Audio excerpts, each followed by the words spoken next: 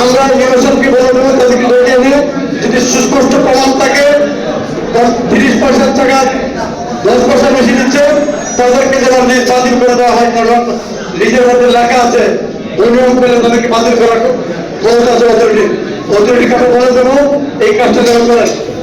কারণ আমি বিনীত অনুরোধ করবো পরবর্তীতে যারা নেবেন যেটি কোনো চলে আসছে যদি বলতে চাচ্ছিলাম না, পরবর্তীতে যারা নেবেন মাথায় রাখবেন কোনোভাবেই ম্যানেজ করা যাবে না কামগুলোকে, এটা মনে রাখতে হবে, কোনোভাবেই ম্যানেজ করা যাবে না। সকল ফেডারেশন মানুষের উপস্থিত হয়েছে, আমি আপনাদের কাছে কৃতজ্ঞতা জানাই।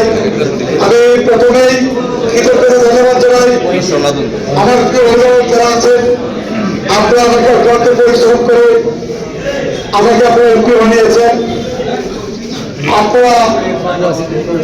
আপনারা আমাকে এমপি করেছে সেখানে আপনাদের কাছে আমি কৃতজ্ঞ। আমি চেষ্টা করব আপনাদের এই উন্নয়নের জন্য আমাদের এই প্রত্যন্ত অঞ্চল যেটা হচ্ছে সুনামগঞ্জ, সেটা হচ্ছে আমার দৃষ্টিতে সারা বাংলাদেশের সবচেয়ে অবহেলিত এবং নির্যাতিত একটা আসন, সেটা হচ্ছে জামালগঞ্জ জনভাষা মন্ত্রণালয় তাহেরপুর। সেই আসনে কাজ করতে হলে আমি হিসাব করে দেখছি 24 ঘন্টা পরিশ্রম করলেও এই এলাকার উন্নয়ন এই 5 বছর শেষ করা সম্ভব হবে না। তাই আমি আমার অভিভাবককে বলবো আমাকে সকল জায়গাতে সহযোগিতা করতে হবে। আমি ইতিমধ্যে আমাদের এনএজেডি মন্ত্রী, আমাদের স্থানীয় সরকার মন্ত্রী ঝালকার সাথে আসছি, ওনার সাথে ছিলাম, কালকে দেখা করেছি। এর আগে আমাদের সৌরভ জনপদের মন্ত্রী, ওনার সাথে দেখা করেছি। আমি আমার এলাকার জন্য সর্বোচ্চ চেষ্টা করছি। আমাদের পানি সম্পদ মন্ত্রী, আমাদের প্রিয় নেতা এডি ভাইকে নিয়ে আসছিলাম। আরো মন্ত্রীদেরকে আনতে হবে, আমাদেরকে বোঝাতে হবে যে আমরা এই বাংলাদেশের সবচেয়ে অবহেলিত একটা আসন, অবহেলিত প্রত্যন্ত অঞ্চলে আমাদের বসবাস। আমাদেরকে বসবাস উপযোগী করার জন্য আমাদের প্রিয় অভিভাবক যারা আছেন সেন্টারে, মন্ত্রী মহোদয় যারা আছেন, তাদেরকে বোঝাতে হবে যে আমরা আসলে একদম অসহায় প্রান্তিক জনগোষ্ঠী তাকে বলে, সেটা হচ্ছে আমাদের এই অঞ্চল। সেই কারণে আমাদের এখানে অভিভাবক যারা আছেন, আমাদের অনেক বিভিন্ন ইউনিয়নের নেতৃবৃন্দ আসছেন, আমার খুব ভালো লেগেছে। এখানে জনগোষ্ঠীর সকল শ্রেণীর মানুষ উপস্থিত হয়েছেন।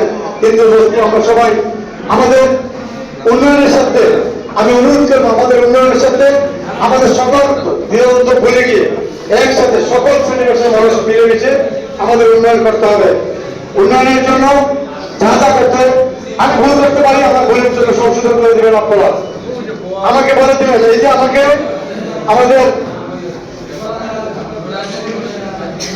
জামালগঞ্জের সাবেক সভাপতি, অনেক সাবেক ইউনিয়ন চেয়ারম্যান আমার ছোট্ট মামা বলেছেন, আমি কিন্তু যারা অতিরিক্ত টাকা দিচ্ছে তাদের বিরুদ্ধে আমি কিন্তু মাইকিং করা হয়েছে। আপনার সাথে মাইকিং করাচ্ছি। আগামীকালকে আমরা নির্বাচনকে বলে দেবো তাদেরকে ডেকে এনে যদি সুস্পষ্ট প্রমাণ থাকে 30 পয়সার টাকা 10 পয়সা বেশি দিচ্ছে তাদেরকে যেন স্বাধীন করে দেওয়া হয়। কারণ নিজের মধ্যে লেখা আছে নিয়ম পেলে তাদেরকে বাতিল করার ক্ষমতা আছে অথরিটি কাকে বলে দেবো এই কাজটা যেন করেন। কারণ আমি বিনীত অনুরোধ করবো পরবর্তীতে যারা নেবেন যেটি কোনো চলে আসছে যদি বলতে চাচ্ছিলাম না, পরবর্তীতে যারা নেবেন মাথায় রাখবেন কোনোভাবেই ম্যানেজ করা যাবে না কামগুলোকে, এটা মনে রাখতে হবে, কোনোভাবেই ম্যানেজ করা যাবে না। যেটা নিয়ম আছে সরকারি নিয়মের বাইরে যাবে না। এটা এই বিগত দিনের চিন্তা ভাবনা মাথাতে শোনাতে হবে। আমরা নতুন করে নতুন উদ্যোগে শুরু করবো। কারণ আমাদের প্রধানমন্ত্রী আপনারা দেখে থাকবেন, উনি প্রাণ ব্যবহার করেন না, উনি প্রোটোকল মেনটেন করেন না, উনি ওনার মতো করে সাশ্রয়ী ভাবে যেমন কিভাবে দেশে 2 পয়সা বাঁচানো যায়